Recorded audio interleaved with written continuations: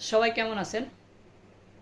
আশা করি অনেক অনেক ভালো আছেন। চলে আসলাম আপনাদের মাঝে নতুন একটা ভিডিও নিয়ে। আজকের ভিডিওর মূল আলোচনার বিষয় হচ্ছে বোস্ট। স্ক্রিনে আমি একটা পিকচার তুলে ধরেছি, দেখেন। এই লেখাটার সাথে আমরা সকলেই পরিচিত। Boost post, boost reel. এটা করলে আমাদের কি কি ক্ষতি হয়, এটা করলে আমাদের কি কি উপকার, আর এটা কাদের জন্য প্রযোজ্য, এটা কাদের জন্য প্রযোজ্য নয়, আমি আজকে এ সকল বিষয় নিয়ে আলোচনা করব। সাথেই থাকবেন।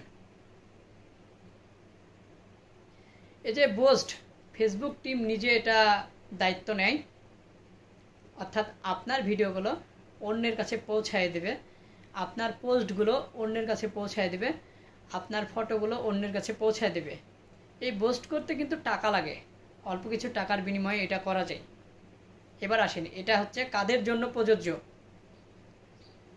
আমরা যারা অনলাইনে বিজনেস করি, ব্যবসা করি, এটা হচ্ছে তাদের জন্য প্রযোজ্য। এটা কিন্তু কন্টেন্ট ক্রিয়েটারদের জন্য প্রযোজ্য নয়।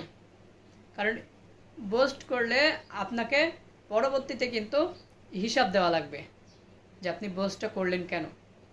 আপনি যখন কোনো সেট আপ পাবেন, আপনি যখন কোনো দেখা যাচ্ছে সেট আপ দিতে যাবেন, তখন কিন্তু তারা রিভিউ নিয়ে দেখবে যে আপনি কি টাকার বিনিময়ের ফলোয়ার্স কিনেছেন কিনা, টাকার বিনিময়ে ওয়াচ টাইম কিনেছেন কিনা। টাকার জোরে ভাই এসব করবেন না। যারা অনলাইন বিজনেস করে একমাত্র তারা এটা করবেন। আমি আবারও বলছি, যারা একমাত্র অনলাইন বিজনেস করেন তারা বাদে এটা কখনো করবেন না। আশা করি বুঝতে পেরেছেন আমার কথাগুলো। তো আজকের ভিডিওটা এই পর্যন্তই। সবাই ভালো থাকবেন, সুস্থ থাকবেন। ভিডিওটা যদি ভালো লাগে অপর একটা ভাইকে দেখার একটু সুযোগ করে দেবেন।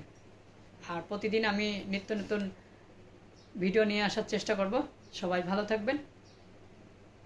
আল্লাহ হাফেজ।